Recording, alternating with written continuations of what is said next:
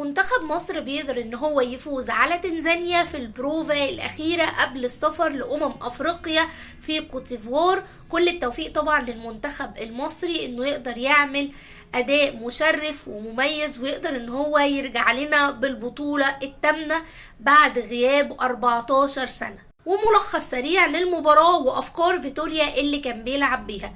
مش هتقدر تحكم قوي على اداء المنتخب في المباراة دي لان المنتخب كان بيلعب مباراة ودية بحت، اللي هو بنلعب على الهادي بالراحة، مش عايزين ان احنا حد يتصاب، بنحاول نطبق افكار فيتوريا على قدر المتاح وعلى قدر الفرقة اللي احنا بنلعب قدامها. اول حاجة هو محمد صلاح اللي بدل ما هو طرف هو بيخش في العمق وبيلعب كأنه بلاي ميكر، ولما صلاح بيخش يلعب كبلاي ميكر المفروض ان عمر كمال عبد الواحد كان هو اللي بيتقدم وياخد الجناح ومن وراه حد لازم بيكون بكفر من خط النص. يمكن الكرة دي اتنفذت مرة او مرتين واتنفذت في الكرة الاخيرة اللي اتلعبت ما بين صلاح لعمر كمال عبد الواحد اللي شاطها مش افضل حاجة، وعمر كمال كان باين جدا انه راجع من الاصابة وباين انه مجهد جدا ويا دوبك قادر ان هو يديك الجزء الهجومي والدفاعي كمان كان ساعات بيتلعب عليه اللونج باص في ضغط. فسواء هو او هاني مش ده الاداء اللي احنا هنشوفه فيها في افريقيا. ودي كده اول فكرة كان بيلعبها والفكرة دي كانت مميزة جدا.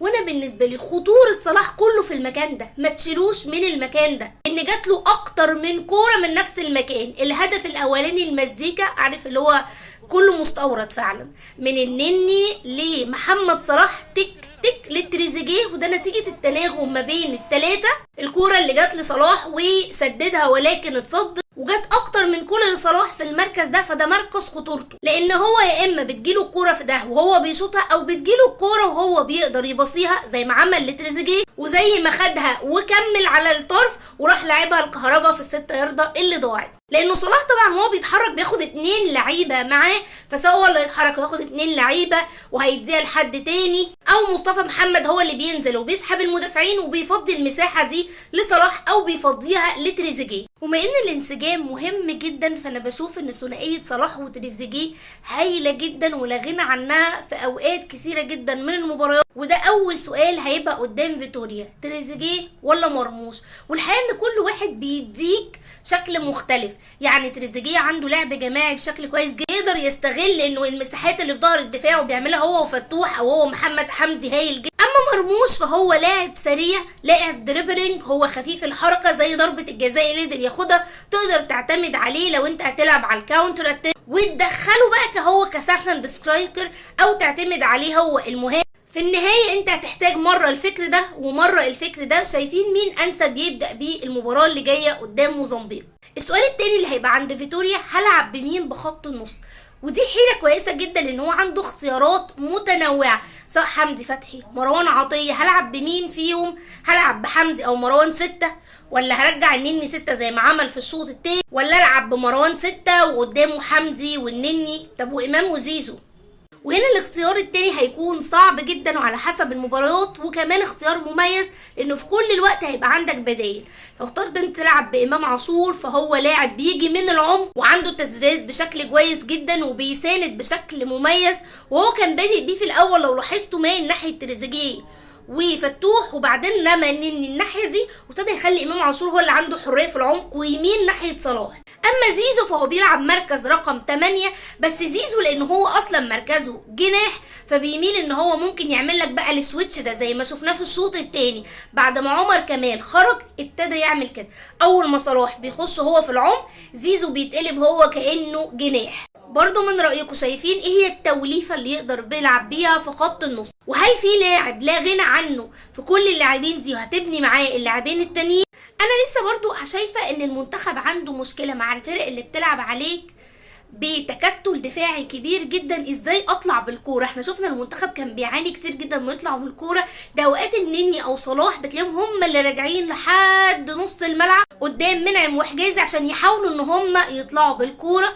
عدا عن كده انت كنت بتحاول تطلع يا اما على فتوح، ان انت كل ما تحاول تطلع بخط النص بتلاقيها مزنوقه، بتحاول تعمل لونج باص، مره بتصيب ومره بتخيب.